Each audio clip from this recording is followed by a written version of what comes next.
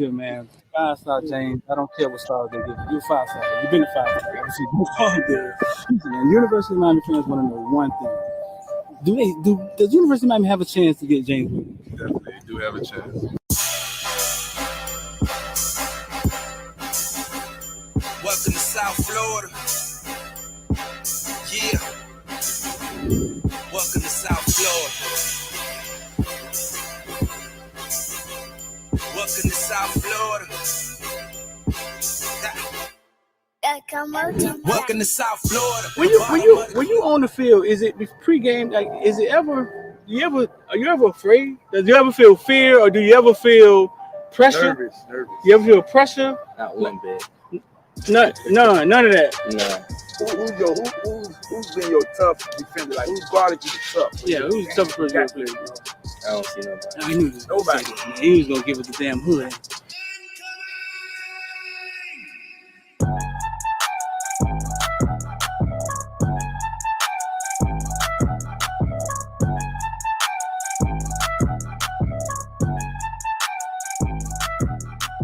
That's what I'm for. I'm a playmaker. I love receiving. I love to catch the ball. I love to go over people's head. Yeah. So I just got to do what I do. University of Miami, they land you, and then they land the number one. We call him football player, number one player in the nation, James Williams. Yeah. Both playing the same position, right? How do you envision that working? Are they telling you how that's gonna work, or? Well, I feel like me and James two different safeties. Uh-huh. And I'm more of the ball hogging safety. He's more of the rangy playing, like you couldn't say like in the box, but like the striker position, strong safety. Right. And I'm more of the free safety. So I already know in practice that's gonna just build great competition. And when the game comes, it's gonna be easy. That's what's So up. I know we go hand in hand because it's like we the same person. Right. So he has like his strengths and weaknesses, and I have my strengths and weaknesses. And we're gonna he can feed off of me, learn how to, I guess, be more of the free safety, and then I can learn off of him, be more of like a closer to the box safety. Right. So I feel like we just gonna make each other better. Yeah, James played free safety. He wanted to play free safety. He was big on that. But James don't never be back at free safety. James be closer to the line than the linebacker sometimes. You know what I'm saying? But that's just him helping his team win. That's his chess. Yeah, that's him playing chess with the team. I told him to get. I covered James since he was that big, bro. I've known him all his life. I just feel like every time it's just man on man. If he wins the battle, then that goes to play. He doesn't break on the run, or if this person like doesn't take that step, or certain things. It just, I feel like you beat your man every play, right. You got the best chance to stop any team, or vice versa. Yeah. 5-star. Lean loyalty. 6'12", 276 pounds. Yeah. After that, I just started going crazy. Tackles after tackle. Yeah, the first play was like a tackle for loss for like 6. Yeah. No, they didn't touch you. Like, like they did. Explain to me, though. Like, what is that about? Like, how do they not? You 6'5", 300 pounds. Is it something? Is it a swim move or something you do? Like, they don't see you? You're teleporting? What's going on? I'm too fast for long. They don't realize you that fast when the game starts. Like, I'm gonna be the best player on the field. Like, I just gotta show the world. Like, I'm the true 50. I'm the next 56 up. The next. I'm gonna just go crazy this year. Like, show people like, wow, at 56. Like, show them like I want to take care of my mom. I want to put in a big house, stupid cars, big pool in the backyard. Put on for my brothers, my nieces and nephews, like coaches. I think all of them boys for like having me here at this like position that I'm in now, cause like it took hard work and dedication. Without all of them to guide me in the right path, I wouldn't be here today. So I think all of them for like helping me out. Like, yeah. It's gonna take 3 motherfucking days, and that's what this nigga Big time players step up in big game. All the criticizing and all that is over, baby. Big time players step up in big game.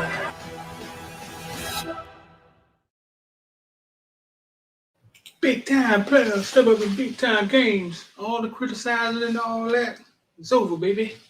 Big time players step up in big time game. It's Friday night, man. I know the playoff game about to start, man, but No, we in Miami. We don't give a damn about no goddamn Golden State, no goddamn Luka Doncic. Listen, man, I'm deep. About to talk about everything with Bitcoin, the ball. Got my boy Rich. I'm gonna bring my boy Rich in here with me. Probably over there making a smoothie or something. Talk about some of this stuff going on. Talk about got a few things out here, man. We're gonna drop the Shanaii Gamble video probably tomorrow. You know what I'm saying? Shanaii Gamble, 2024, one of the top female athletes in the nation. Listen, I'm calling it. She's gonna be on the baddest motherfucker walking around here. You know what I'm saying? In a year or two. 6'1", just do it all. She up in New Jersey right now. The basketball tournament. Her video dropped. Snoop Dogg weighed in, sort of, on the Saban issue. I'll let y'all see what Snoop had to say. Little something, little post. You know what I'm saying? Little posty post. And talk about something. We'll get into some of that, man. But first thing first, man. 786-459-9499. Trav, what's good, boy? You brought any more edge lately? John said he appreciate you, man. You brought any more edge lately, man? Shout out to Trav, man. Trav be buying up all the edge. 786-459-9499. Y'all want to get down with IOD Squad? We're gonna pin the link at the top. The link is at the top if you're on YouTube. It's at the top. It's in blue because I realize y'all don't IOD Squad invest or die. I'm gonna talk about that for a second too, because I realize I say that 1,000 times and people still be like, where is it? It's at the top. Man, chill, man. Goddamn link at the top, man. I've been saying that for 6 months now, man. Chill, man. We're gonna talk about that for a second too, man. We're gonna talk about that for a second. Pin that. Bam. That's the IOD Squad YouTube, man. Y'all should go follow that if y'all care. Y'all would go follow it.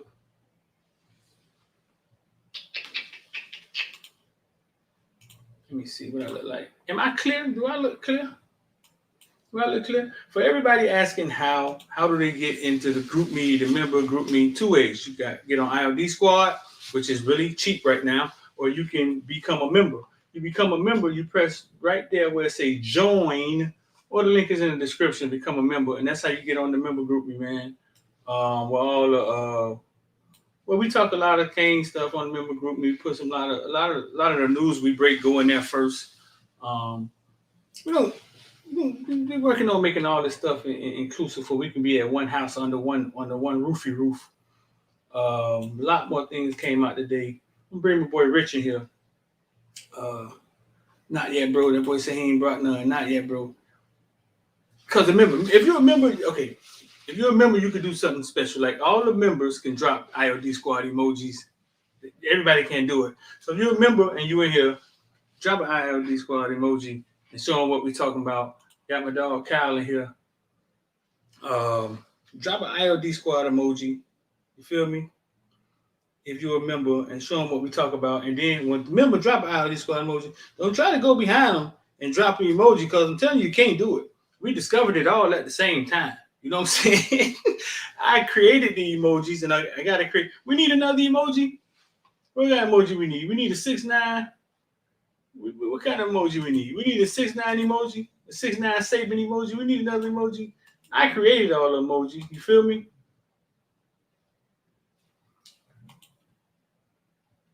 But don't try to go behind. Don't try to go behind. Don't try to go behind and drop the emoji, because if you ain't a member, it ain't gonna work. There it is. There it is, my dog Cal. There it is. Shout out to Cal. He got the member badge. He been a member. I gotta go on YouTube. Let's see how long Cal been a member. 6 months. So you got the 6. Let's talk about that for a little bit. Bring my boy Rich in here, man. He probably gonna fall asleep back here. Rich. Yo, what's going on, man? I want you to fall asleep, dog. See, you look at on YouTube, you can see the numbers next to the people. Those mean they members. Cal been a member for 6 months. Big Dog been a member for 6 months. Yeah, because I don't talk about this stuff often, man, about donations and members. But the people who you see with the numbers by this, that mean they've been members. they can post all these different emojis. They can do different things that y'all can't do. So if y'all was confused and like, man, how the heck they post a girl? Now that's how it is because they members, man. I appreciate them, and they in the member group me, and some of them don't sleep. I mean, they in the member group me all night long trying to find out. Man, Nick Saban played goddamn Derek Laxton in 1983, all night long. You feel me? All type of stuff, and that's one of the benefits of being a member of IOD or a member of Footballville is the fact that you get to hear all these conversations. You get to be a part of all these conversations outside of the show. I mean, it's a beautiful thing. And like you said, getting all of that under one umbrella is gonna be tight work. That way everybody can participate in these conversations as a member. So definitely looking forward to that. Like stuff like, okay, let me give you an example. Like the Ray Armstrong visited Miami secretly. Yeah, man. We talked about that 2 days before it happened. 2 days before it happened, I told him about it because I found out the morning he was going. You know what I'm saying? When he was going, he told me, hey, man, listen, but I didn't say nothing about it. But the group me, I told the group me. Right. What else we found out? Trenell Troutman. Speaking of Trenell Troutman, you know Trenell Troutman and other Troutman are brothers? Troutman, yeah, we know that. Yes. Trenell Troutman from Louisville, the Liberty City Star, and Troutman that just got kicked off team. They brothers. Yeah. We know that. I found out some more weird brothers too. I'm gonna let Luke. We interviewed Luke the Campbell, man, but we're gonna leave that. We're gonna leave that. He pulled one out on me. I was like, "They brothers? I didn't even know that." Yeah, but so listen, man. We in this thing, but we're gonna let everybody look at Tricky Nicky, man. Take a look at Tricky Nicky. Look.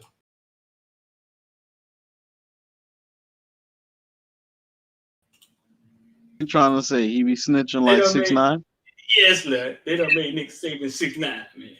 They done made him Nick 6ix9ine, man. Nick up there singing, man. Nick up there singing, man. They done made Saban Nick 6ix9ine, man. Man, you got to break that thing all the way down, though. You got to break it down. Got to break it down? Yeah. Because you got to understand that he benefited the most.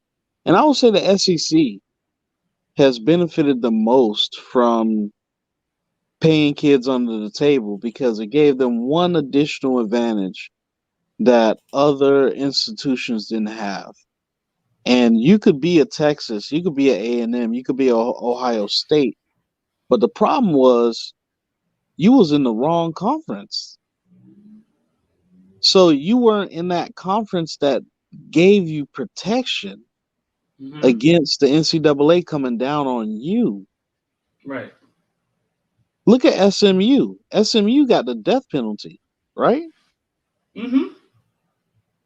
So everybody knows that that Saban has been paying players under the table. Other teams have been doing it back in the day. Oklahoma, we saw the documentary with the running back who said he told Switzer, in order for me to come to Oklahoma, you gotta get my mama a house. And that lady's still living in that house today. Right. So we know that this stuff was going down. I guess people got to look at it. Sometimes, especially in this culture, you got a lot of trolling that goes on. You got a lot of clickbait that goes on for marketing purposes. And with Nick Saban, I almost think that, not I think, but I know that he is the spokesperson for the SEC. Mm-hmm. So when you see him go up there and start talking about how NIL is going to change stuff and how you got players who are getting $400,000 to play basketball,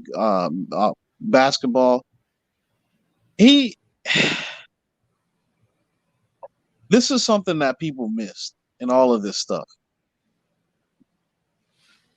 He said we need to bring rules across the board to all of this, every school. And then he talked about antitrust. And then Jumbo, he got up there and starts running his jumbo mouth. And he then agrees with Saban's sentiments. Well, the government got to step in and do something. They got to step in and do something. Now, I don't know. Antitrust, I don't know. So what are they really trying to say? What is he trying to say, though? They're trying to restore power back to the NCAA. I knew my dog was gonna have a take on it. So think about it. Saban did mention that the whole reason why kids are able to have a transfer portal today is because they kept getting sued.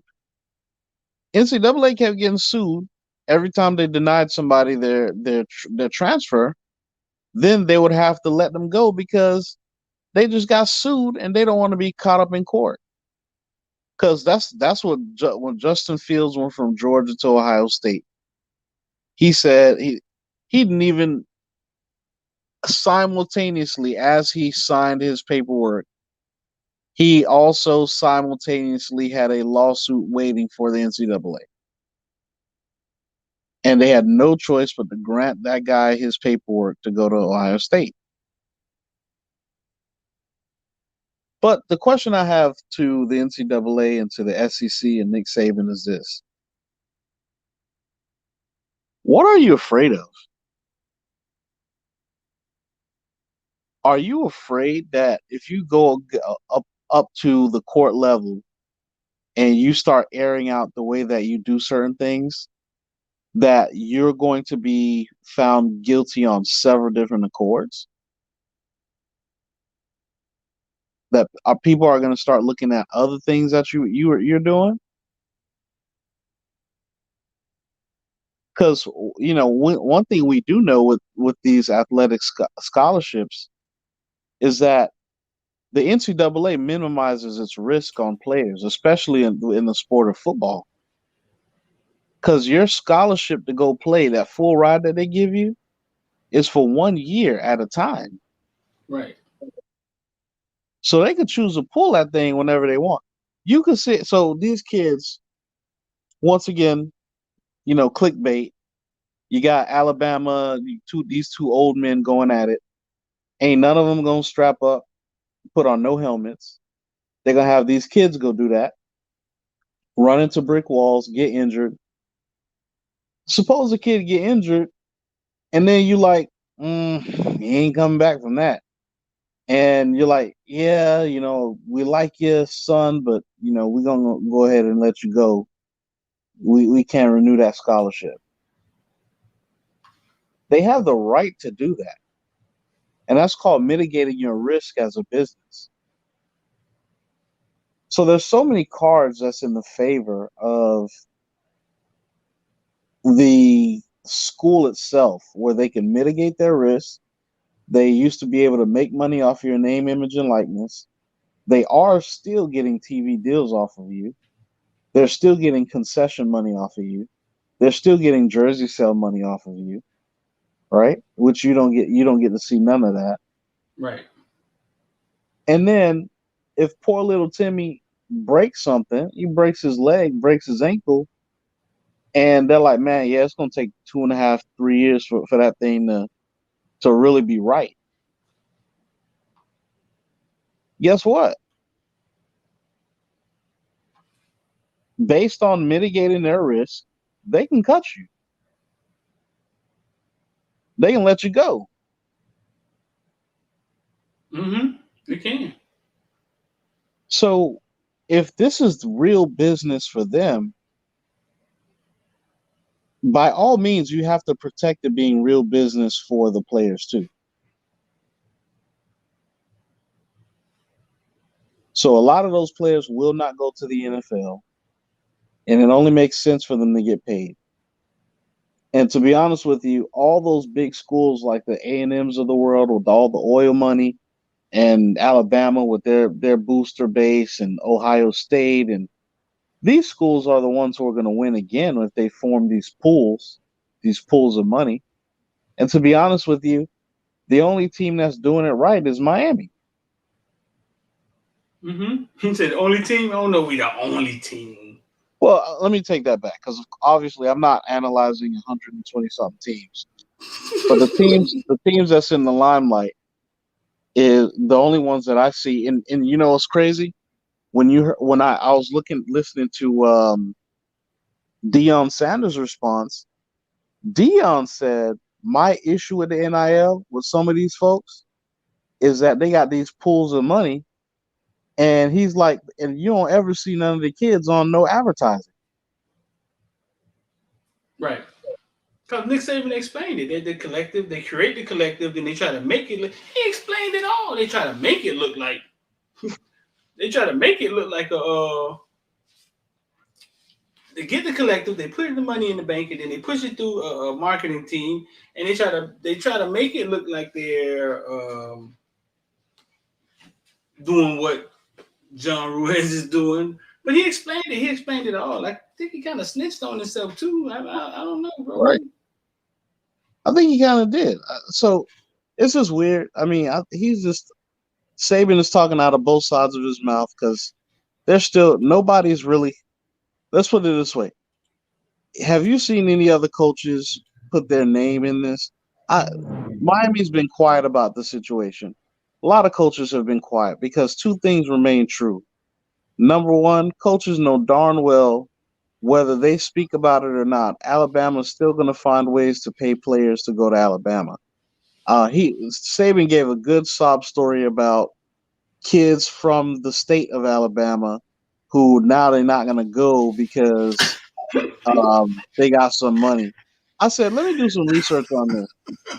I looked at the past 4 classes that Alabama has had, and they've only had 5 to 6 players in each of one of those classes that were actually from Alabama. From Alabama, right. In some cases, he was talking to the boosters. Florida. He was trying to light a fire under his own boosters because he said it, and the NIL ain't going nowhere. He get it. He was trying to light a fire under his own boosters, but at the same time, he went straight first 48. Hey man, we'll get you something to eat if you just tell us what happened. All right. Right. And he started. Yeah, he went like he started talking way too much, and I don't think he almost started talking like you talk at the barbershop. You know what I'm saying? And I don't think he meant for it to. I don't think he wanted anybody to come down on. I don't think he was trying to put anybody out there. You know what I'm saying? I think he got caught up in being a narcissist and untouchable, and he just again he's too old. He's been doing it too long. You know what I'm saying? He's been untouchable for too long. But I think we saw the beginning of the end, dog. Remember I said that. I think so. Yeah. Man, I think that was the beginning. I think he realized even if a kid do get $1 million, he's in Tuscaloosa. He can't do nothing but send it to his mama. That's it. That's it. What you gonna do with $1 million in Tuscaloosa? How many cows can you buy?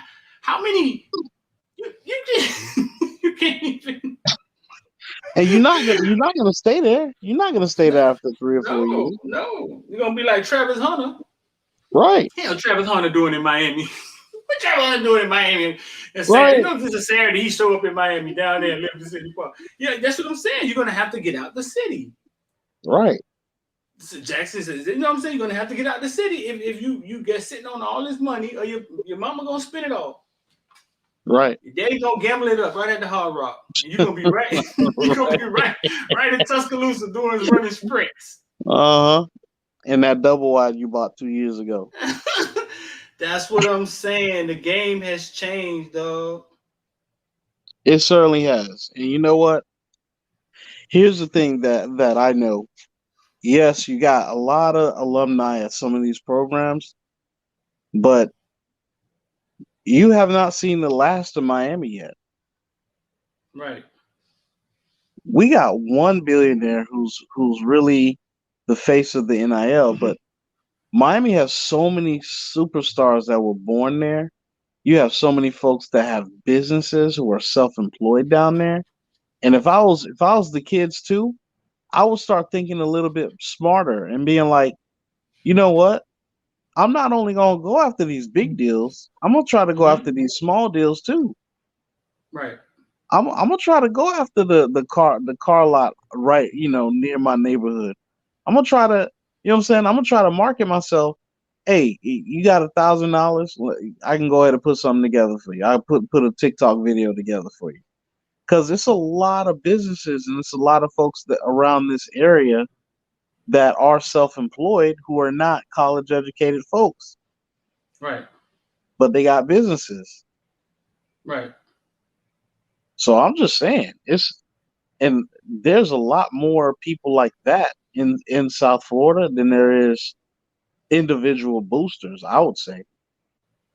Mm-hmm. So when that start to happen, when people start to see that Miami is relevant and Miami is winning and Miami is playing a dominant style of football, you're gonna have a lot more doors open up for you as far as NIL.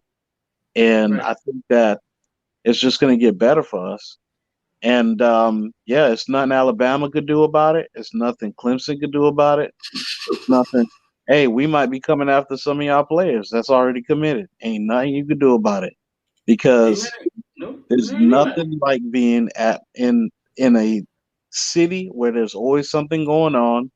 You got the Mm-hmm. most beautiful women of all nationalities down there in South Florida. Why would you go to wherever and date anime for 4 years? Why would you do it?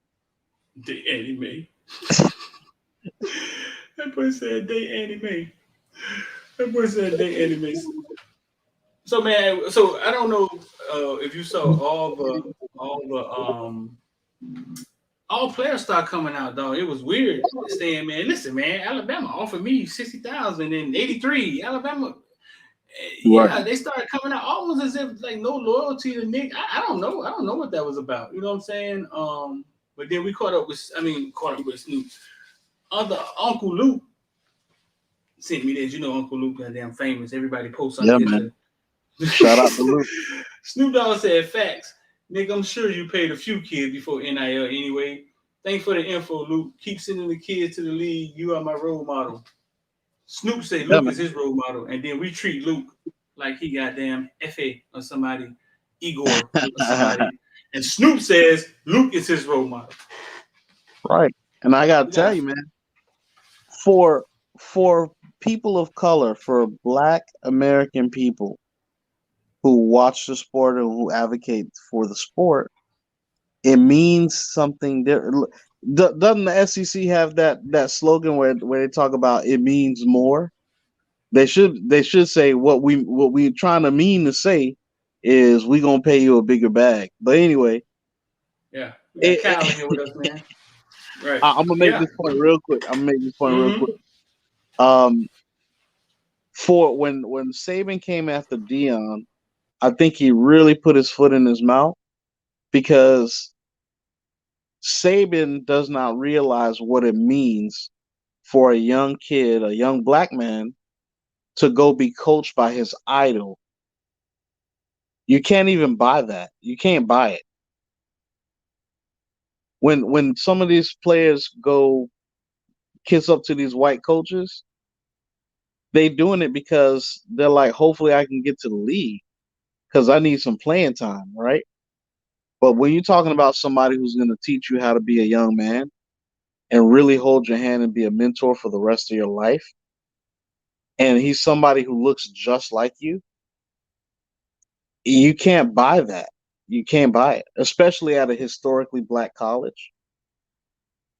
A college that's always been disenfranchised when it comes to money in the first place, when it comes to funding from whether it be state funding, government funding, who's stood the test of time from other institutions wanting them to close in the first place. So that's a character move. So I don't think Nick calculated that in his head before he actually made that comment. So the Dion thing was just that's what really threw the nail into the drove the nail into the coffin for Saban when he said something about HBCUs and Dion. I think that made no sense whatsoever. But I digress. Kyle, what's going on, bro? What's up, bro? Chilling, man. What's good with y'all?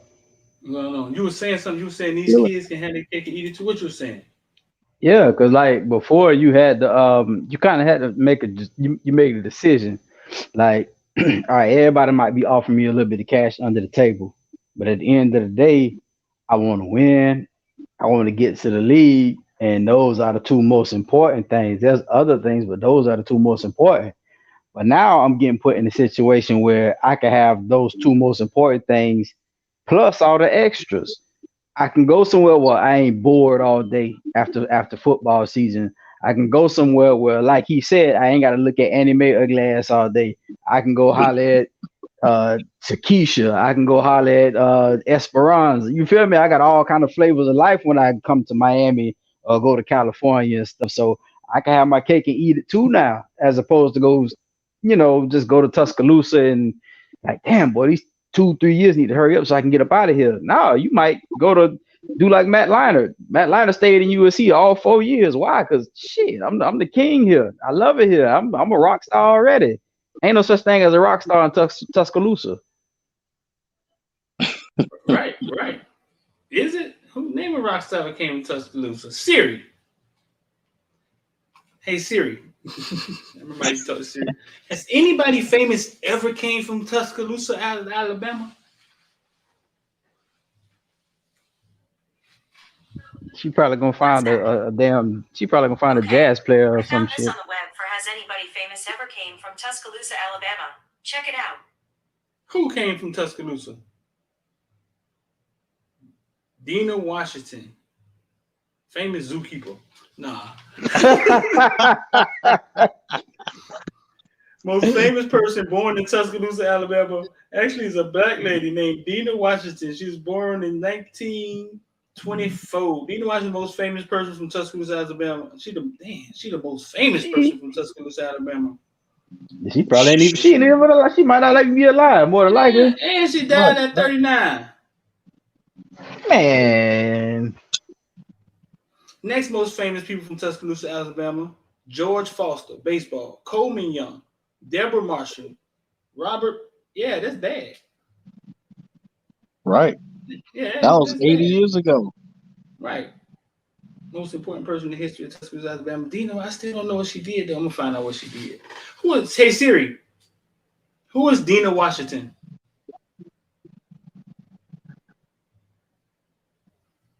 Dinah Washington was an American singer and pianist who has been cited as the most popular black female recording artist of the 1950s songs. Should I keep going? She might be like JT Money or somebody. Ain't nobody famous from Tuscaloosa, Alabama.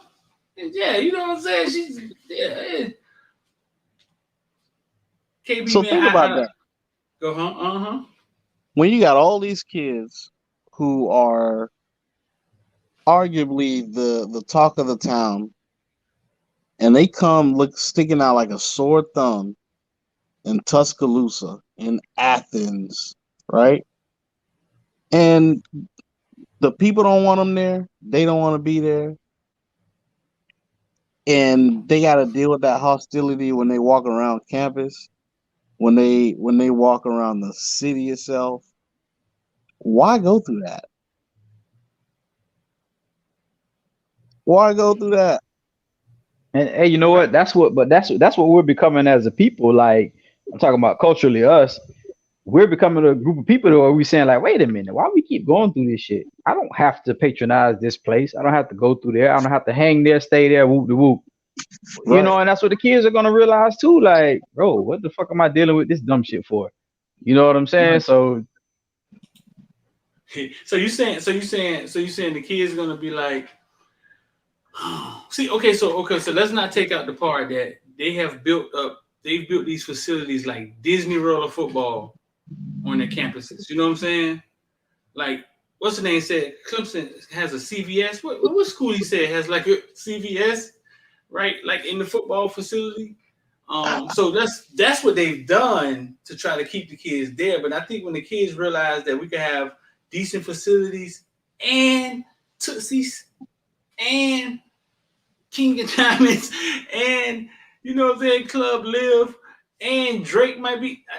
I think, yeah. Right. Not only that, but you're not isolated either. You're not susceptible to certain things. And here's the other thing too. Look how Nick Saban said it with Travis Hunter. He said Travis Hunter would have been a good player for us. Ain't that some country slave mentality type of talk? He'd made a damn good player for us PWIs. Mm-hmm. He would have been smart to stay. Attacking UM is one thing, but he would have been smart to stay away from Travis Hunter and the HBCU thing. He would have been so smart to stay away from that. He said Travis Hunter was a good D1 player. He said he was saying he was a good D1 player. How the fuck he end up at Jackson State? Like he's not supposed to be there. You know what I'm saying? Like he's ours. Like what? That's kind of like what he was saying. Now, what does that sound like? What, Streeter? When you hear that, when you say that to yourself, what does that sound like? Are you looking at that kid as a you know what as a young man, or are you looking at him as a commodity? That was property. He looked like somebody stole his property. Right. I mean, yeah, all of it though. All of it. Yeah, all of it is like entitlement, right? Like speaking of Travis Hunter, we was with Travis Hunter last weekend. That destroying thing. All of it is like entitlement. Right. Yeah, it's they've had control for so long. You can't even blame them, dog. Like if you just think about it, you can't. You know why? Because it's us giving them our kids. But here's why. A lot of our kids still fail, and we still give them up. Here's why you can't blame them. You could blame them because when you are in a corporation, you learn that you have to evolve or you die. So for you to want to stay the same and treat people the same after some 20, 30, 40 years, then you deserve to die too. Your program deserves to have a downturn as well. You're not untouchable. You know, it makes me wonder if that's what he's trying to do. If he's like, you know what, man, I can see the writing on the wall. I can see the curtain falling.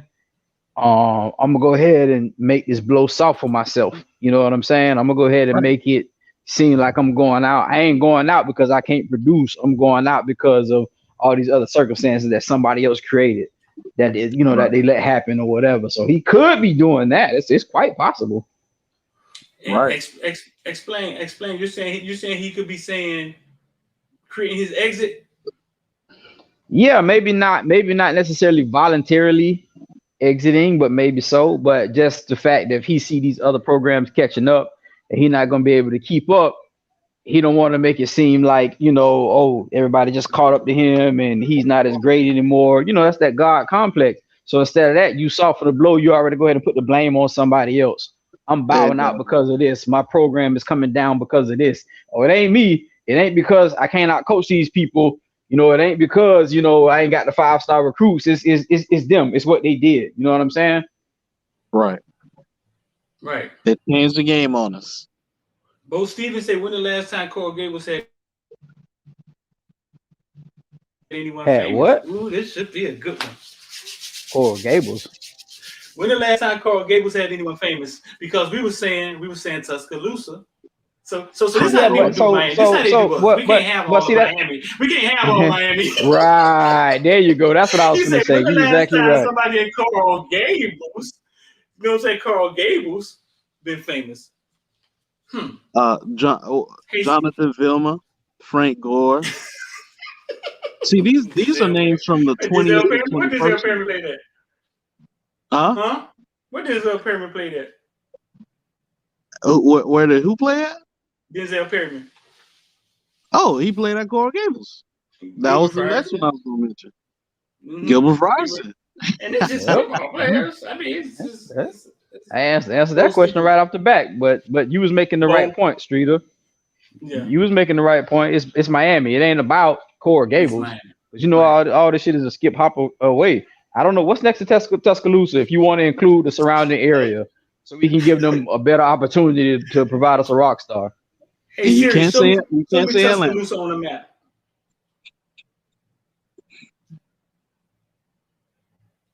Here's Tuscaloosa. Let me see. What's next to it? Alabama.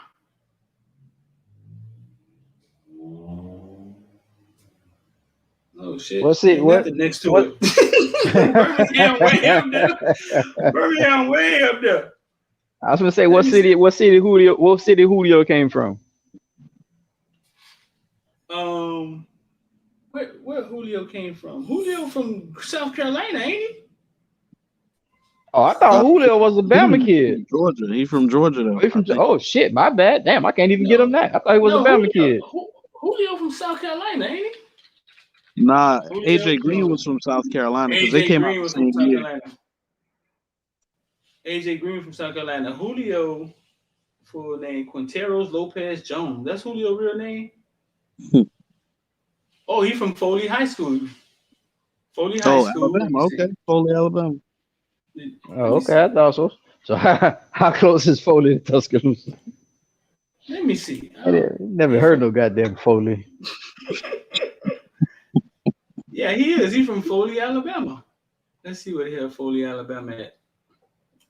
That's it at the bottom of Tuscaloosa. It's at the bottom of Alabama. I didn't realize Julio was from Alabama. So if it's at the bottom of Alabama, it's almost near like where Pensacola is, right? Damn near Florida. Let's see. Shit. Montgomery. Birmingham is the closest thing to Alabama, to Tuscaloosa. Tuscaloosa, one of the bigger cities in Alabama, though. So what that tell you? Where Julio from don't even show up on the map, man. You got to make the map super big.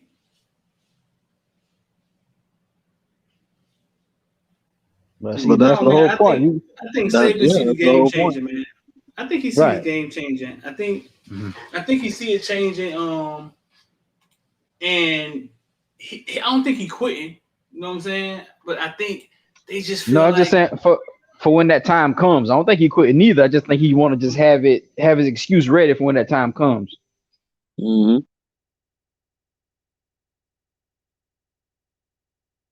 That's all he doing. I don't know, man. It's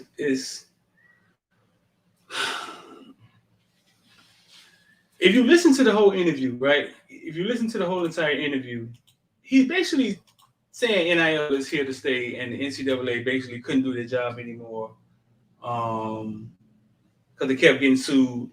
So I understood what you were saying about restoring power. Restoring power. But I think what him and Jimbo just did looks so flawed, dog. Like parents gotta see that and be like, "What? I'm not sending my kid there." Like, what? That's your friend? Jimbo said he called me. I ain't picking up the phone with him. I'm done with him. This is the second time Jimbo don't have to defend himself, man. But see, now you had it to where. You had it to where you could get our kids not simply because you're winning, but you could shoot some cash to it. Not all things are equal when it comes to the cash. What can you entice a parent with now? Yeah, that winning shit is cool and it's great, but I got a whole life to live. I can go over here and win for you for 4 years with the bullshit, but I can stay here in Miami, or I can go to USC and get 10 wins, get on the national stage and all this kind of stuff, and make $1 million a year or $800,000 a year while I'm there. You know what I'm saying? Just in case shit go wrong. What we always tell our kids: don't prepare for, don't think it's gonna be sports or the NFL. Whoop, whoop. Have an insurance plan. Oh shit! Well, this scholarship is my new insurance plan. Not just the education, but the fact that I'm gonna get paid while I'm there. That's my insurance plan. My $300,000 a year, or even my $50,000 a year. That's my insurance plan. Fuck Bama. Yeah. Especially if you knew what to do with it. If you didn't have to goddamn get your grandma out the house and buy your uncle a car, If they could just put that money up, that money can go a long way for them kids. But I know it's very hard to do. You know what I'm saying? But you don't need a whole bunch of money to make money if you put it somewhere. So you're right. Somebody was saying the other day, they were saying that Addison just went to USC and now you got to have another good year. Yeah, now you got to have another good year at USC. You know what I'm saying, to get drafted. I say, dog, but he just cashed in. Right. I bet you he got everything that they said he was going to get when he first came out. They just told him, hey, listen, man, it's a little too hot. We don't need you to walk around the block. Mm-hmm. and come back around. So he went out there and did a little tour and ended right back at USC. Same place they saw him at the airport 2 weeks ago. I don't know how you're going to sustain this. Now, Nick is right about that. I don't know how it's going to. It's so even over here, uneven over there. Like I don't know how it's going to work itself out, man. I haven't figured that part out. Richard, KB, maybe one of y'all thought, how y'all think this thing gonna look in 5 years? I don't think it can. The only thing and I keep saying this, that's just my opinion. It's probably some people much smarter than me working on the shit. I don't think it's sustainable. I think the only thing that can happen is they're going to eventually lose their amateur status. And they're gonna have to pay these motherfuckers as like a company. That's the only way you're gonna have this shit on a level playing field, a controlled playing field. And I don't, because you're gonna always have, even if everybody go by the rules, you still gonna have, everybody ain't gonna have a Ruiz. Everybody ain't gonna have a Moss. You know, Moss brothers. It's just not gonna work for everybody. And like you say, you don't want the kids necessarily slutting out their brand, going to 20 booths in the flea market to make up that $50,000. So I get 1,000 here, 1,000 here, and 1,000. You know what I'm saying? So I see it crumbling. That's all. I see it crumbling, and in this NCAA either getting kicked out or having to cave. But in some form or fashion, these guys are going to become employees. Well, what the NCAA has to understand is this: you can have power, but there's two ways you can go about getting that power. You can go cry to the Supreme Court and say you need antitrust laws. But if you go do that, and some people are like, it doesn't mean that kids are no longer going to get paid. Well, I get that, and I understand what you're saying, but you're going to have a fight on your hands again if the Supreme Court just make up some laws just for the NCAA. Now you're gonna have people suing the Supreme Court. You're gonna have that same case coming back to the Supreme Court because not everybody's gonna agree with it. Because the bottom line is, you are not sharing in revenue with kids. You're not even paying them for what they do on the field. You're not. There's no way you could sugarcoat it. You're not. You're getting billions of dollars from TV deals, and you're not paying nobody any of that money. Mm-hmm.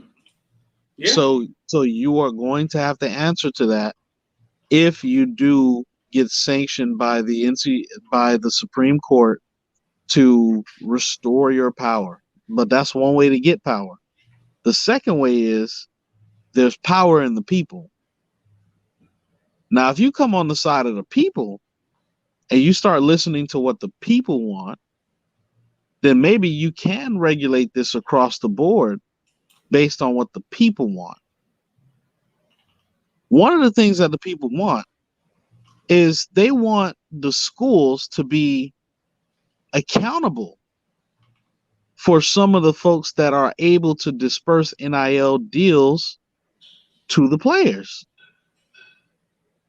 Meaning, you have to have a compliance department where everybody sends in their credentials and you sign off on it. You create some technology, a vendor portal or whatever, where you're like, these are the places you can get NIL deals from. And they cannot be 501(c)(3)s, and they should be there to boost your name and your image. Meaning, if you get money from this particular organization, if you accept their NIL deal, then you have to create some type of commercial or do some type of signing or whatever the case may be in order to partner with that particular brand. It has to be clear. Right. It can't be, you know, in murky waters where the NCAA could come back and say, "Oh, no, y'all did it the wrong way. We got to give you the death penalty." Those days are over. So listen to what the people want. Yeah, listen to what the people want, and you'll get it right.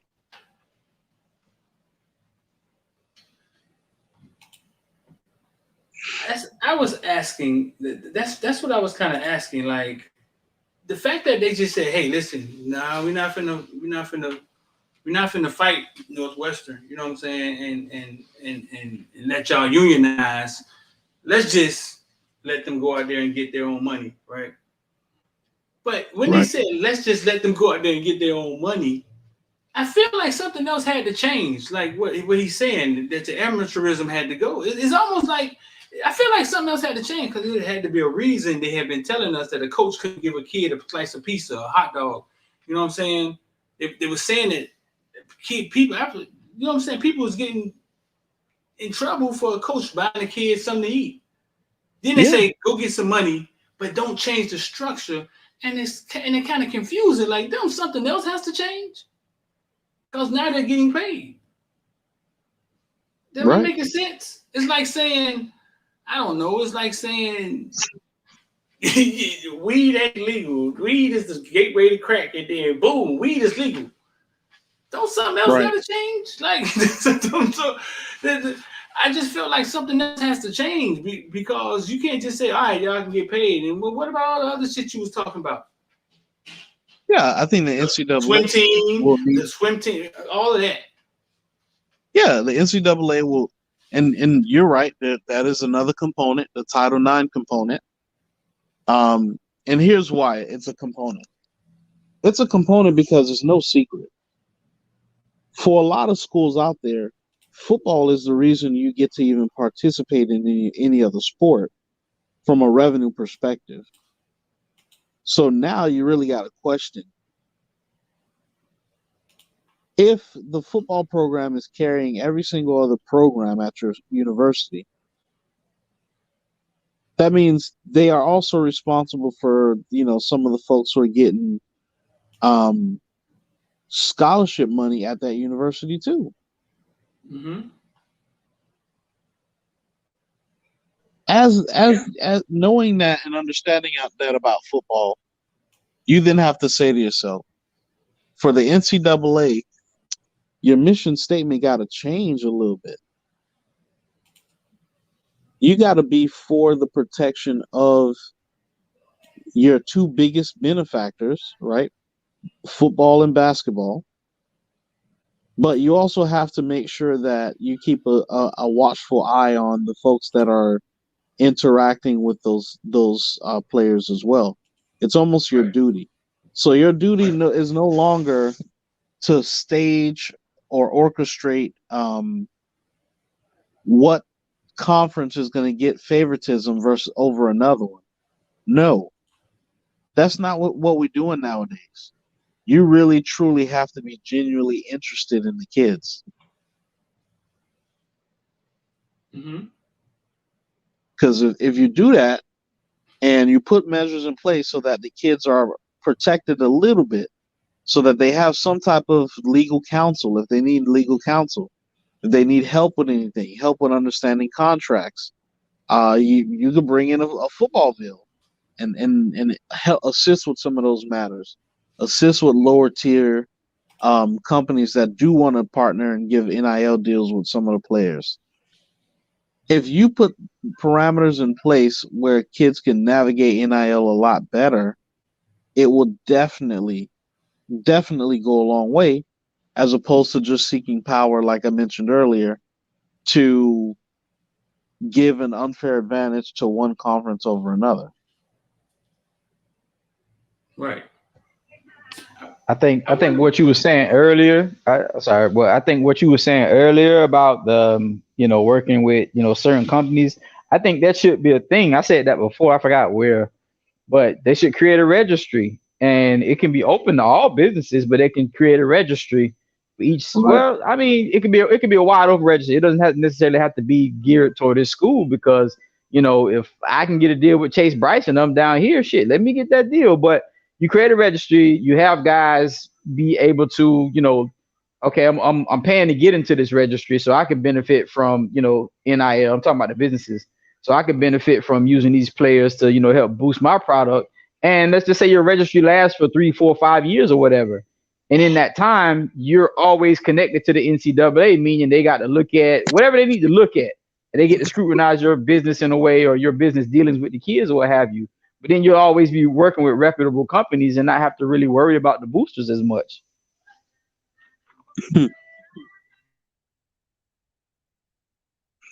I like what you just posted. Not to overlook what you just said, KB, but what you just posted by Ruiz is true, and this is an attorney. Mm-hmm. That's why I made that video yesterday. Yeah, this is an attorney. Yeah, shocking. Saban stated in his speech in Miami Life while they paid a player $400,000 a year, but not for a true NIL. Saban's statement contains admissions that he and the school involved themselves in the play. Yeah, and that's what I said. That's what I said yesterday. It was weird when he did that. It was weird when he said he explained. I'm gonna let you guys listen to it yourself because I know I ain't crazy. No, I saw that when you did that. I was like, this motherfucker. He did. He put himself in that shit. We gonna have a collective, bro. You're not supposed to have like Mario. Mario ain't saying shit about NIL. You weren't supposed to say nothing because you ain't supposed to have nothing to do with that. So you should be under investigation already. Right. You should be. Let me see. But they say Emmerich, dog. It's a story out there. They say him and Emmerich know each other, right? Like they coach with each other. So Medi knows. I'm gonna put the link up. You type in Nick Saban and Emmerich relationship, right? If you type that in, I think they kind of know each other. That's why Jimbo was saying. Ask anybody who ever coached with Nick if it's an even playing field.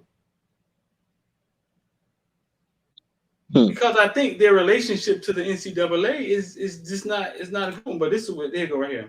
What is it you say they're doing wrong? And they give this collective like a freeze cup. All right, Nick. What is it you say they're doing wrong? And they give this collective millions of dollars. And that marketing agency then funnels it to the players. And the coach actually knows how much money's in the collective, so he knows how much he can promise every player. That's not what name, image, and likeness was supposed to be. That's what it's become, and that's the problem. And what again did you do? So I told our players, I said, we're going to have a collective, but everybody's going to get the same amount of opportunity from that collective. Now, you can go earn however much you want. And I tell the recruits the same thing. Jimbo, come on, let go. Some people think they're God. Go dig into how God did his deal. You may find out about a guy that a lot of things go his way. The narcissist in him doesn't allow those things to happen. And it's ridiculous. But when he's not on top and the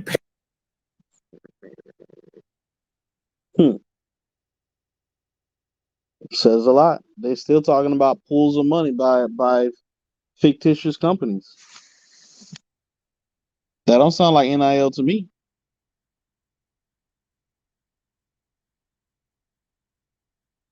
You muted, Street. Oh, it's almost like he said the same exact thing that he said was wrong, right? Right. Yeah. What I did was I said everybody gonna get equal. What? Like that is not how it was created. Because the kids can't wear the logo. We know because we did one with Chase Smith. Kids can't wear the logo, they can't wear the colors, they can't wear nothing associated with the school. So it's not the player, it's the kid. That's what people gotta understand. It's the kid and his leverage and his social media following and his face promoting a company outside. That was a way for for college football to say, no, listen, go find your own money on your own time. Like go get a job outside of here. How can Nick Saban, the coaches, control that? So what John was saying is definitely correct. I didn't understand that part either, though. That didn't make sense. That didn't make sense to me. And then Ruiz was like, "Hey, Dion, come holler at me, man. This man think he above the law." Yeah. You set his ass on fire. I don't know, man. Yeah, I know people think Nick is untouchable, man, but I think we just saw an implosion for him. That's what I think. I think so too. I think he kind of imploded right in our face, and I think we saw the beginning of chinks in his armor. Yeah, the man hate to lose. That's one thing he's not going to be hate to lose. Yeah, man. I don't know, bro. I don't know how to sustain the model. I don't know any of that. I don't know. HBO did a special. HBO Real Sports did a special on how expensive it is to have a football team and how a lot of colleges just bowed out of having football. Y'all should go check that out. So if that was expensive, if the way they were doing it first time was expensive, we're gonna have about 20 college football teams before this all said and done. Mm-hmm. Yeah, that might happen. I think what's going to happen is somehow the football team is going to separate from the college, and then sponsors. So they allow kids to get sponsors. Like they allow Nike to give LeBron a little shoe, right? They let Nike give LeBron a shoe and Jordan get a shoe, but then Nike will sponsor the NBA with some real money, and I think that's what may happen. I think the schools, somehow the teams, the logos may eventually be the ones really getting paid. That makes sense. And that's how some of these schools will eventually be funded. I don't know if that makes sense, but it just almost feels like these teams are going to have to separate from the college institution somehow. And they make the rules. Shit, they can do what they want to do. They make the rules. they make the rules. And the fact that they haven't shows you something. It shows you there's something dirty that's been going on for a long time. The fact that they just say, "Fuck it, man, we can go make this money this way, make this money." No, but they was too happy with all the control and the money that they was getting.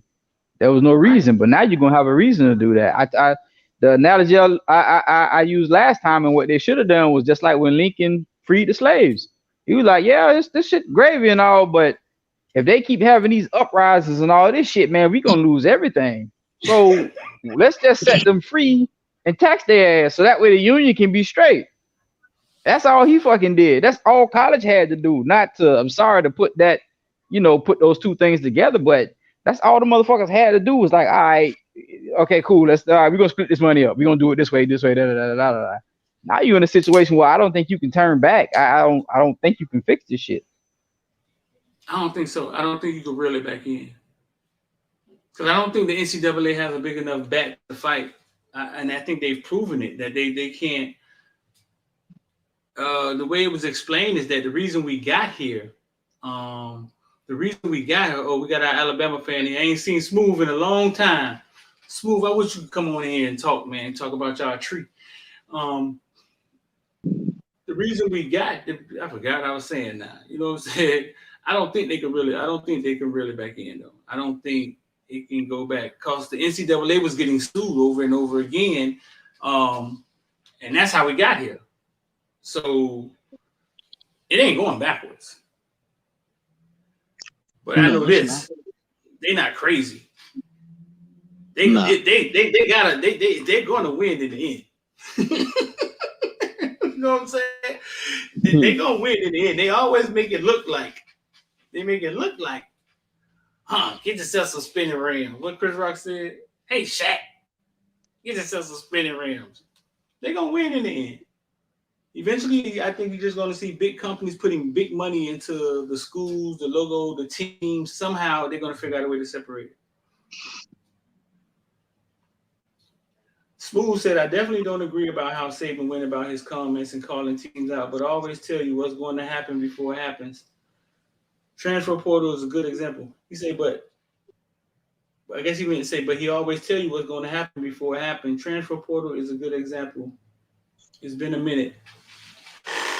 No, Saban came back and apologized. I mean, but from what I'm reading from Smooth's comment is, Saban is just predicting the future, and we're looking at it as he's the one who is just the bad guy. And I would say that part we understand. However, there was still we understand that he's speaking things into the future. But the thing is, sometimes you should sit down and be a little bit more patient with your wording. Mm-hmm. That way you understand the full scope of what's going on with NIL. Because even the way he was saying it and all the different ways he was trying to say it, he was wrong. Yep. But what I hate the most is and this happens amongst us culturally, like historically, when we want something and we start to fight for it, we get thrown some crumbs and then we stop the fight. And that's what I hate about it, because Streeter, you say that shit all the time, like they didn't want to take that fight up against Northwestern. And so now that we got to this point, it's nothing there anymore. And I wish the kids would have stayed steadfast and say, nah, fuck that. We're going to do this anyway, because NIL is great, but everybody ain't going to get no fucking NIL. People still pay to see Northwestern games. People still pay to see Central Michigan play some goddamn body. We can still get on TV. So there's money out there to be had. So I wish they would have stayed with that fight, but that's what always happens. You throw the breadcrumbs and you kind of control the mob. You calm the mob down a little bit. But these kids, they need to realize they still have a fight on their hands, because at the end of the day, we're to the point now where people don't even mention. And I said, every time we talk about this, what do I keep saying? Fuck that. The NCAA still needs to be paying the goddamn players. They're still not paying them. They can throw the school names in here and Saban can say what he want about schools and collectives and whoop de whoop. Schools still ain't got nothing to do. I mean, they do, but they really ain't got nothing to do with this pay. They're still collecting all of their checks. So at the end of the day, that fight still is going on. They need to be paying these goddamn kids.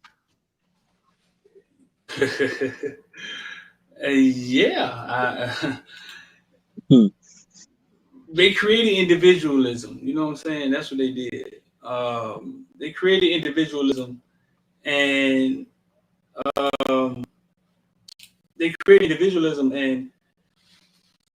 and now that's how you 2 million. He got 150,000. James only got, and now you're not. You know what I'm saying? For another 10 years, you're about to chase this. You're about to chase your tail. You're about to chase these crumbs. But people say, "Oh, listen, man, y'all messing up college football. We changing it." They're amateurs. They're not supposed to get paid, right? Like it's an amateur sport, right? That's what they say. But dog, I want to ask y'all, like when we say that, right? When we say it's an amateur sport, but we actually look at the game, like look at this game.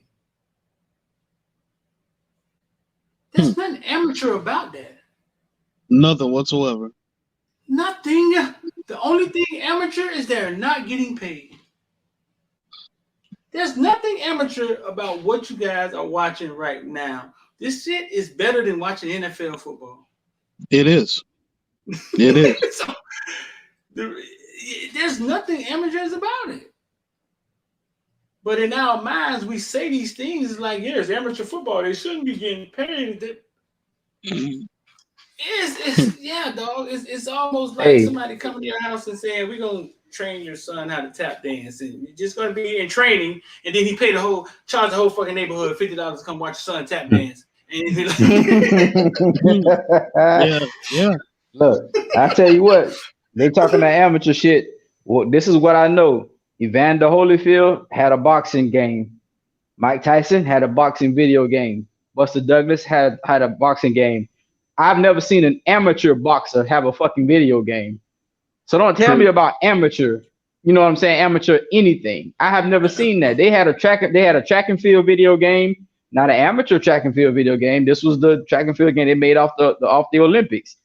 You got all this stuff people sell off of these athletes, and you're telling me this section of athletes don't deserve money because they're on scholarship? Man, get the fuck out of here.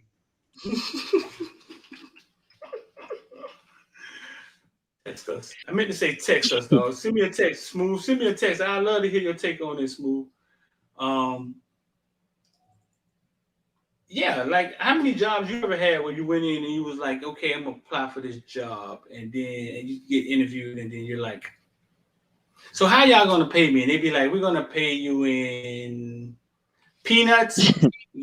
get a hooker once a month, and they just tell you how they're gonna pay you. Some prayer sandwiches. Right. They just tell you how they're gonna pay you. That's what we're saying with college football. Where they get a scholarship, they get.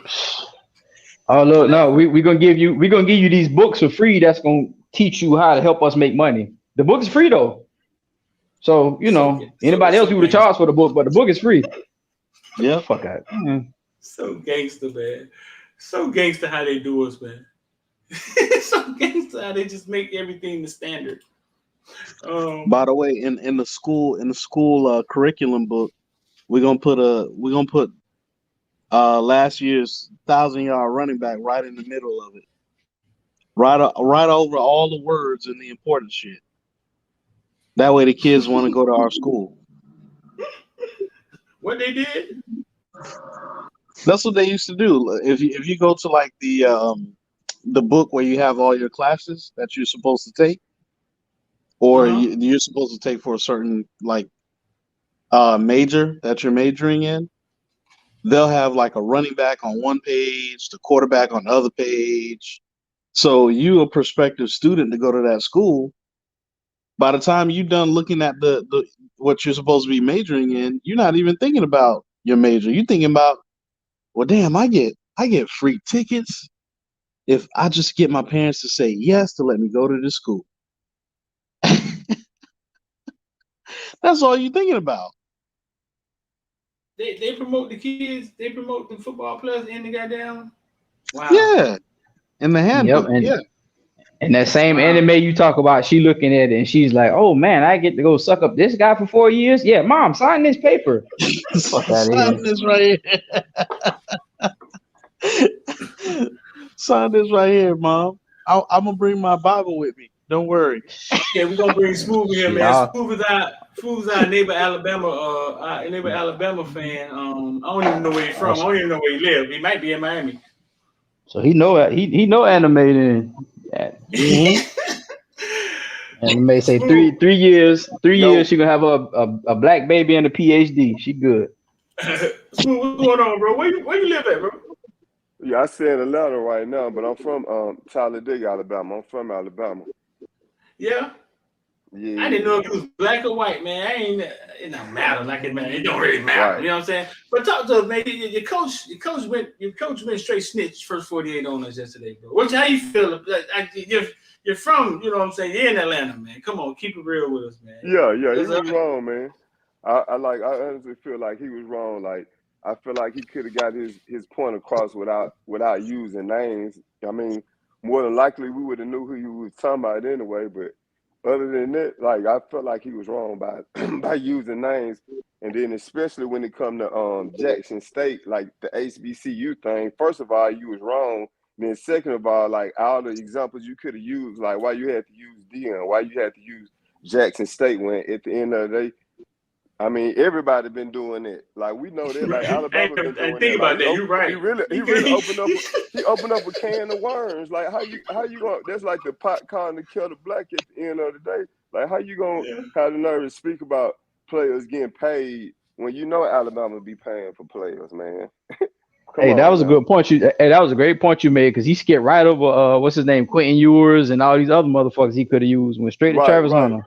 Right, like that's how I feel. Like that's what I was upset the most. Like how you use the HBCU school out of all the schools or examples you could have made. Like how you gonna use Dion? The only thing I like about it, I mean, when you always try to look at stuff like negative stuff in a positive light, is it gave Dion publicity. You know, I like that part about it. But other than that, come on, Nick, you was wrong. You was wrong all day. Right. And like that's how I feel. Yeah, I didn't even think of it that way. I didn't, but I think one of the reasons he went after Dion is because it's a threat. It's a threat that a black man pulled a black kid, and basically the black kid like he having a ball. Right. It looks like something different. You know what I'm saying? And I think that's a threat. Like we don't want them to go back to the HBCUs. Yeah, like we don't want to start that. You know what I'm saying? Like now it's us against them. We ain't like Dion, y'all stay over there. Yeah, and then I remember I think we were talking about the Evan.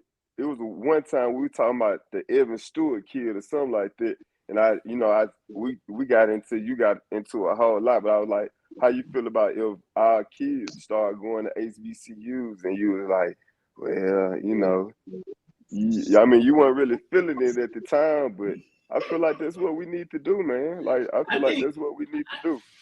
I mean, I know it's gonna take time. It's exactly it ain't for everybody. Like at the end of the day, it ain't for everybody. It ain't for every athlete, but it's for some athletes. You know what I'm saying? Listen to some me, bro. athletes like that. Like some athletes like that. I don't care where you put them, they gonna be a dog regardless. I don't care. Yeah. An NFL player is an NFL player. I tell people that. But listen to me. What you saw on my face, the confusion you saw on my face was I know exactly where we need to go. You know what I'm saying? Yeah. The confusion was I started thinking about mindsets of our people. And like that sounds good to say out your mouth, right? Yeah. But to actually get them on the same page, to make them understand, like, bro, listen, it would be very hard, you know what I'm saying, to make them understand the value of going back there. And it's no different than people saying, Akon saying, hey man, y'all should just come to Africa and sell t-shirts over there. You'll make more money. And everybody like, ain't this wild zebras in Africa? Bro, listen, that's a whole nother education that you got to give a person because they don't understand what Africa is. Right. You but know? it's like, it's a whole, like now, like back in the day, I mean, first of all, this is where it all started at. Like it started at HBCUs. Like back in the day, like that's all we had. Like I'm a product of HBCU. I went to Tuskegee University, so I know all about it. Like it's different. Mm-hmm. Like it's different going to a Tuskegee game or an HBCU game and going to an Alabama game. Like it's just like it's really unexplainable for real. But it's like, right. I just interviewed Uncle Luke, and he went back to the beginning where Miami started.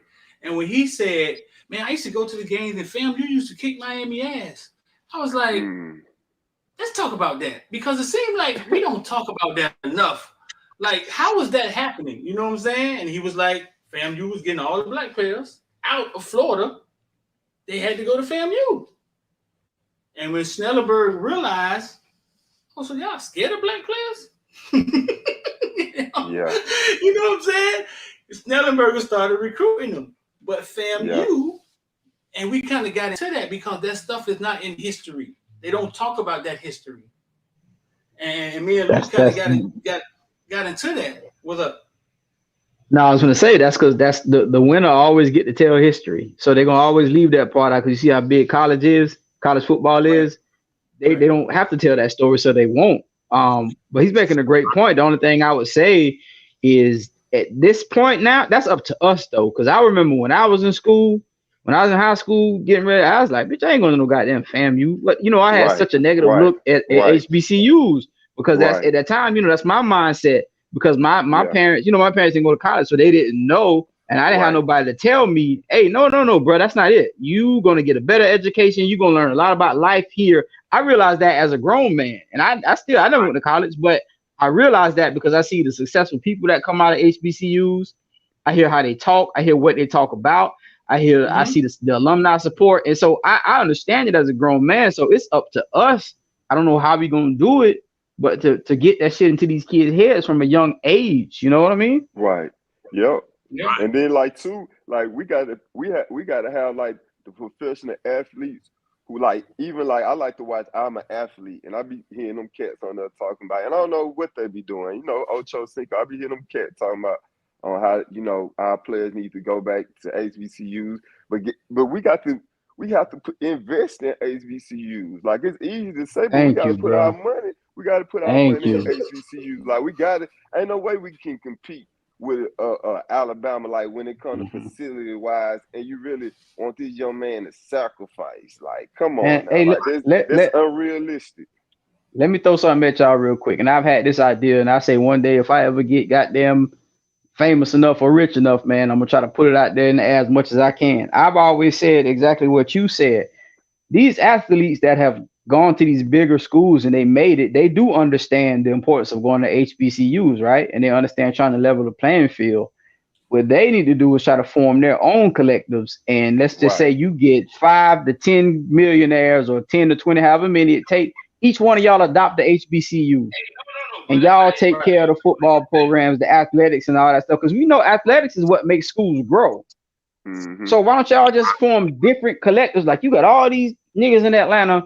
All right, half of y'all get Clark together and half of y'all get whatever other school together. You know what I'm saying? And half of this Florida school, y'all take care of FAMU, these athletes, and y'all, you know, build up the facilities and the program, get the kids to start coming there. Y'all sponsoring the kids like, bitch, I'm going, nigga, LeBron going to sponsor FAMU. I'm going to go to FAM. I'm going to do that, man. I get to talk to LeBron and whoop the whoop, and they need to start putting their money where their mouth is, man. Right. And even like when it comes to them NIL deals, like honestly, like it's a slippery slope for me. But like my mindset when it comes to that is like that's just too much money for a young man to have at one time. Like get these like I say what it makes sense is get these kids a percentage. Like, okay, while y'all in school, we gonna give y'all 10%. Once y'all finish school, graduate, whether you go to the NFL, whatever the case may be, then give these kids the rest of this money. But teach them investments. Like, just imagine you in college, right? You a millionaire in college, man. Like that's too much on a young man. That's just my personal opinion. Like that's just too much on a young man. But it's a slippery slope, like you said, and I know Streeter gonna give the example. Go ahead, Streeter. I know what you're finna say. No, what he's saying is coming from a mindset of what we've seen. You know what I'm saying? So we know just giving Ray $1 million ain't gonna fix his problems. It might make more of them. You know what I'm saying? Right. We finna get some crazy stories here. But what it is financial literacy. It's like we teach our kids. We can't take them to the damn park and make them run the ladder every day. Yep. It gotta be a balance, right? Because it's not the fact that they're young kids. Because if you look overseas, those soccer players, the motherfuckers be 16. How old was Luka who playing tonight when he became famous? Those kids were Ricky Rubio. You know what I'm saying? Freddie Adu was 14 when he started. Freddie Adu was 14. There's 20-year-olds with multi-million-dollar contracts in soccer in the other countries. We just don't have the system here yet. And what they just did was just say, well, fuck it. We're going to give it to the kids earlier. We'll let the agents deal with them. Right. But listen, at the same time, you got to be like realistic. When a lot of the times when them kids come from countries like that, like they don't really be sweating. I mean, of course they want to make money, but they don't really be sweating the money like that. We talking about like kids from the projects, man. You know what I'm saying? We talking about kids who didn't know where their next meal was coming from. You get this kid $1 million, like what you expect? Like this kid finna ball out of control, and he not only got to take care of himself, he got to take care of the whole hood, man. It's some kids, but listen, man, it's some kids in them other countries, man, that laugh at our projects, man. Right? Yeah, that's true. But it's some slums. It's some slums. I just think I think I understand what you're saying. I think we're used to not seeing them have money, and we know that they can't deal with it. Their daddies couldn't deal with it financially. Their daddies go to the pros and end up broke. Right. So we know what they about to do. They about to do it right on the ground. They gonna give it to us right on the ground, and they gonna blow a couple thousand. They gonna blow 50,000, and it's gonna be bad for some, and some gonna make it. But it. We got to take care of our own, man. Right. See, we're not worried about the little white kids because they coming from backgrounds of maybe being around money, daddy having money, or even a black kid from like take my girlfriend. My girlfriend grew up different than I grew up. Like she grew up with money, her mama had money, she see money different. And those kids might not be fine. You know what I'm saying? Like she grew up with her mom putting $10,000 in her account and say don't spend it. I ain't see $10,000. I was damn near that. You know what I'm saying? Right. So right. So it's the background that the kids are coming from. We have to start doing a better job of talking about more than just football when we're raising them. Totally. Yeah, and that's why I created Investor Die IOD so we can talk about this stuff. Because I realized, man, we walking them right down a dead end. Yeah. Dog, I started asking this question, and we're gonna get out of here soon. You still in here, Rich? I started asking this question. I did an HBCU game, shot an HBCU game, right? And I tried to cut. It was a sorry HBCU game too. It was my stepdaughter, sorry ass Howard University versus. It was Howard versus what's the yellow school out of Virginia? Was it Hampton? Was it Hampton? Hampton Yellow? Yeah, that sound right. Hampton, they are. I think so. I covered that game, right? I went out there by myself with my one camera, and I attempted to cover the game, and I realized that it was difficult for me to cover the game. Hey, Rich, move the background, Rich. It was difficult for me to cover the game because there was too much going on. It was too much going on. You had the band, you had the cheerleaders, you had the game. And that's when I started asking the question of what's more exciting game? FAMU versus Bethune? Or what's a better event? FAMU versus Bethune or Alabama versus Auburn? Like, which one is more eventful? Because I could not cover everything at an HBCU game because there's so much going on. Right. Now, when you say eventful, I'm definitely going to take the HBCU. But when you talk about a better game, of course, I'm going to take Alabama and Auburn. Right. It's a better football game, but it's not. I realize it's not a better event. And if Bethune versus FAM had the TV and had all of that stuff, you know what I'm saying, that because that's how they stripped the HBCUs in the past, right? They just didn't put them on TV. Right. If Bethune and FAM is not even the biggest, that's not even the biggest rivalry, right? I think like Southern Grambling, what's the largest one? Southern Grambling. I think that one. Yeah. Magic City, A&M and Alabama State, they up there too. I know in Alabama, like that's a huge game right there. Magic City Classic, they up there. Shit, and I be hearing motherfuckers talk about even whatchamacallit, Prairie View homecoming and shit. And Prairie View one time, and Prairie View at one time had lost like 70-something games straight, and that shit was still swole. Oh yeah. Right. But dog, I'm here to tell you, man, like we don't always take value in our stuff. But if it had the same glitz and glamour, put it on it, right? Yeah. And they showed you the event, the band walking in. That shit could start an hour before the game even starts. The show starts really early. The band walking in. The narrative of why they do that and the history and so on and so forth. Really educate the people will be way different. Yeah. You sound really like you're really far from the mic, Rich. Come closer to the mic. Tell her we got 5 minutes. It's gonna be over, dog. Get back on the mic.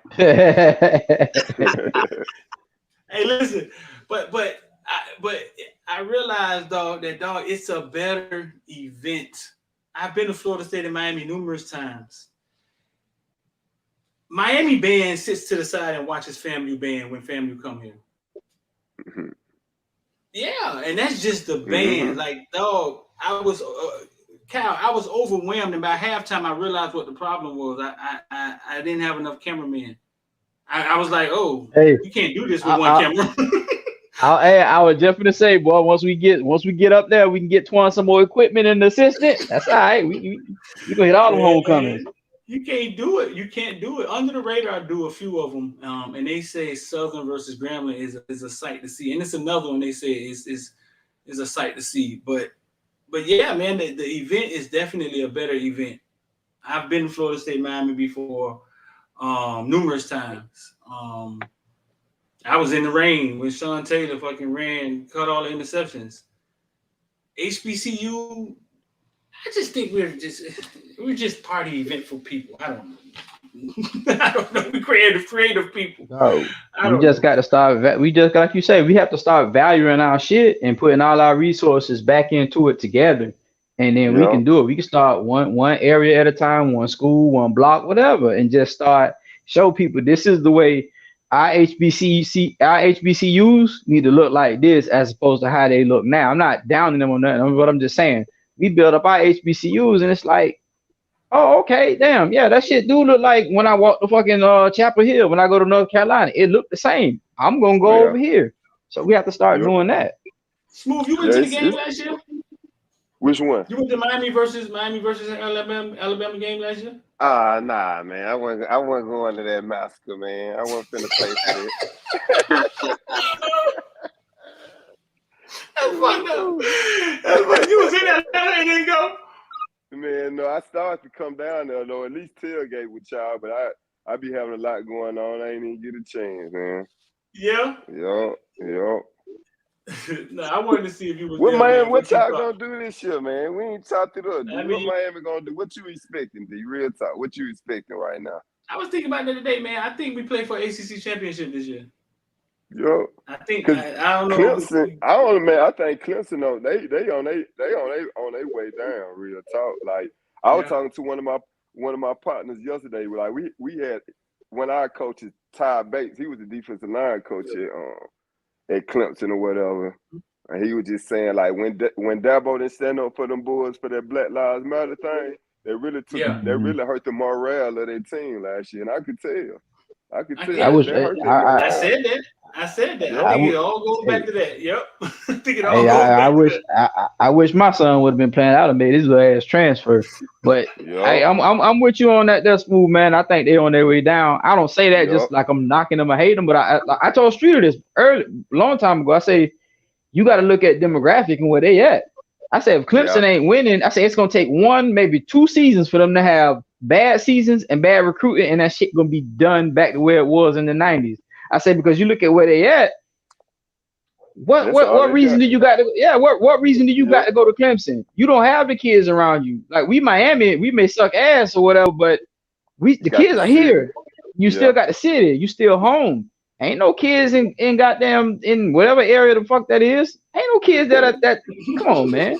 They're gonna be done. How he gonna recruit? So I think this year and next year gonna be the telltale sign. If they take 2 steps back, that shit over, in my opinion. And Clemson, Clemson is worse than Athens, Georgia. It ain't nothing around Clemson, nothing at all. There's nothing around Clemson. This game I call myself shooting, man. But there's nothing around Clemson. Oh my God! Man, come on now, you got the Tiger Tails. You got the. You got Walhalla. Rich with the Clemson. Rich, what's outside the Clemson campus? What's outside the Clemson, Rich? You got Pendleton, and you know what I'm saying. The Walmart that's in Anderson, South Carolina, about 25 miles away. Come on now. Hey man, the Walmart is 25 miles away. Hey, at least in Athens, you got women, you got the females, because you got the girls from Atlanta still going over there to Georgia, you know what I'm saying, to go to the school and stuff. So you probably still got the females, I'm guessing. I don't know what the hell you got at Clemson. Nah, Atlanta's about 2.5 hours away from Clemson. Yeah, it's a good little minute. And when we visited there, I woke up like we was like a mile out, and it was like Clemson coming up, and I looked around. It looked like White Springs, Florida, fool. It looked beautiful. like it's beautiful. Yeah, but it ain't nothing going on. Wait, the Walmart 25 miles away, dog. When I lived in Beaufort, South Carolina, in the Marine Corps, they had a Walmart in the town and a Belk, and that was it. You know what I'm saying? The Walmart 25 miles away? Yeah, it's in Anderson. You got one in Anderson, and it's another one, but you got to go towards up north, like Walhalla, almost near Georgia. So, but they're both about 20-25 miles away. Then you got Greenville, which is 45 minutes away, and that's kind of like the biggest town that's near Clemson. So they call it G Vegas. Did you do anything out in? Did y'all did anything out Go ahead. outside of campus? What did you do out in the city? I mean, in the city, like what did y'all do outside in the city, outside of campus? You really don't do anything. The only thing you do outside the campus is go to Walmart, like I mentioned. 25 miles away. Yeah, you go to church in Anderson, which is once again 20 minutes, 25 minutes away. And that's pretty much it. And if you had like a co-op or internship, you once again were probably in Anderson or Greenville. So the people that live outside of Clemson, do they shop at Clemson? Yeah. At the bookstore? Well, and I have to say this too. This is over 10 years ago. So I know that there's some towns that have come up because of Clemson, because of college football, like Central South Carolina. So Central South Carolina is between like Anderson in Clemson. So it's like maybe 10 miles away. So I see somebody put in the chat Anderson Mall. Come on now.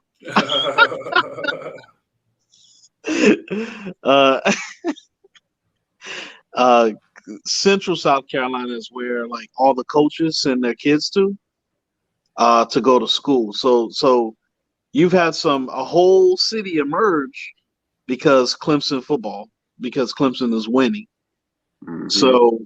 So they might have a Walmart there now because the population they might, because the population has exploded there. Shoot, Walmart a big deal in a small town. It is. I'm telling you. Mm-hmm. So this little girl right here in the front is this same little girl back here. My girlfriend's daughter that I always that y'all always see. That's when she was at Howard.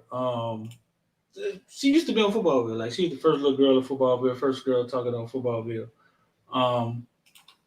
But that's why we went up there. That was her last game that she cheered. And I thought I was going to see Cam Newton's little brother play. But he was finna transfer to Auburn with his little parrot-toed ass. But listen, man, let's get up out of here. I appreciate all y'all, man. And Smooth Oh yeah, man. We're gonna have to time to come see us. We're gonna have to do it again, D. Yeah, man. Yeah. No. Let's talk, man. Let's talk, man. What's up? You're right. You're right. The players. You're right. The players shouldn't just be getting money shoved at them like that because they can't deal with it. But we're gonna have to deal with it. You're about to have to deal with it. Yeah. Look, if you use this topic on the Twitter space, you should bring Smooth in for that. Okay, we can do that. Yeah, man. We can do that. We can definitely do that. But it's Friday, man. Let's get out of here, man. Let's see who's winning this game. I'll give y'all a score update, man. Oh yeah, I'm looking at it now. 76-62. Dallas dragging them folks. Why the fuck we got drugged the other night? What the fuck was that about? Bitch was up by 30, wasn't it? Man, hey, Boston. That's what the series gonna look like. Boston coming out the East. Oh damn! Y'all gonna let them say that? I'm just saying. I ain't a fan. That was ugly the other night. No, yeah. Listen, I'm not a Spoelstra supporter, so I ain't got no beef with what he's saying. It's gonna be what it's gonna be, one way or the other. Yeah, I think Miami might win tomorrow, though. I can see them winning tomorrow. But I definitely like Boston in the series, though. They was on fire in that first quarter, dog. Yeah. Like when the team starts shooting like that, you're gonna lose anyway. You say you Yeah. gonna lose it. You want me to, Yeah. Well, Miami, like y'all need another. Y'all only got like Jimmy Butler, the only strong scorer. Like Jimmy Butler, about the only player on that team who can just really just get a bucket when he want to. Like you're gonna have to at least Tyler Hero need to do more. You're gonna need two. And You need two. that's of them. not even his You're gonna need game. two of them. Yeah. To that be ain't real with Jimmy's Jimmy game. playing out of his mind, that ain't his game. I don't even know how long he can sustain it, but that's not his game. That ain't. Yeah, like So he who ain't can gonna step like up? you. Tyler Hero I got to like step up. Hero. Right? I like Hero. Yeah, I like Hero, but Hero he been a no show lately. I think it's like gonna take Hero, more though. than. I think it's gonna take more than the traditional 1-2, possibly 3-man punch. I think they're gonna have to. It's gonna have to be as a unit. Yeah. Gabe Vincent and Struss, they're gonna have to be hitting their shots. They're gonna playing deep. It's gonna be a unit. Yeah, He got to Bam. play out his mind. Bam. Yeah, it's gonna be. He gonna have to step up, man. Yeah, it's gonna be a lot of them though. They're gonna have to play above they, unless you can get Depot to just return to form like that. Right. But Yeah. it's gonna take I all forget of he them. even on the team. I be Exactly. forgetting he on the team. What's wrong with him? He look like his timing off or something. He ain't He can't played play no more. most of the season. Nah, he ain't played most of the season. He's still recovering from injury. He been recovering from that injury for about 2 or 3 years, honestly. Damn. But now he just finally kind of shut it down for most of the year, and now he trying to work his way back into form and shit. And you can't do that shit in no playoff run. He give you some games, a spurt here, a spurt there, but man, he need a whole off season. And then rumors say that Jimmy Butler don't even like Oladipo. Told the coach he don't want to be on the floor with him. Was that true, Cal? That's why I said it's a rumor. I heard him say it, but I don't know if it was true. I wouldn't believe it because they've said that about two things. They've said that about Jimmy before, about not liking some of the guys. Jimmy has always made fun of that shit. And number two, I couldn't see a reason he wouldn't like to play with Depot because Depot played both sides of the ball. So if he was just like one of them little, all he do was score whoop the whoop, I could see Jimmy saying that shit. But Depot pass, play defense, so I don't know. Yeah, I agree, but you don't know what happened off the court sometimes. You right. But see, like with him and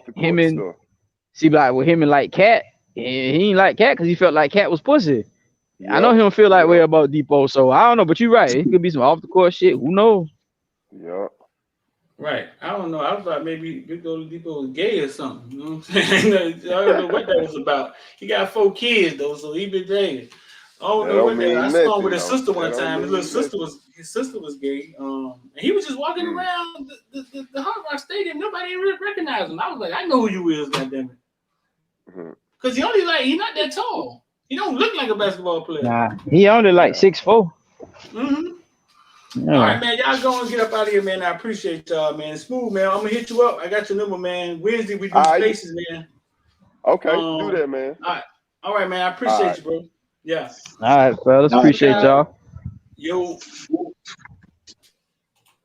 Rich. Okay, boom. So it's just me by myself. All right, man. So listen, man. Friday night, man. I'm gonna get up out of here. Been on here way too long. Going on some Holloway time. 786-459-499, man. Y'all want to get down with ILD Scar? They're scrolling at the bottom. Let me see. Green. Alan say Greenville, 45 minutes away. Alan Lewis was in the comment section getting busy. Lake Hartwell answering all the questions. Anderson Mall. Central ain't got nothing on both. Central ain't got nothing but a Bojangles. Only Jimmy showed up. Pharaoh King was going on too. Saban was talking way wrong. Yeah, Fabian was talking sideways, Pharaoh. I don't know what Saban was going on. But listen, man. 786-459-499. Send us a text if you want to get down. It's Friday. It's late. And I just want to say, don't put off tomorrow. Something you could do today. It's only 2 hours left, man. The rest of your life could be seconds away. I'm D. I'm up out of here.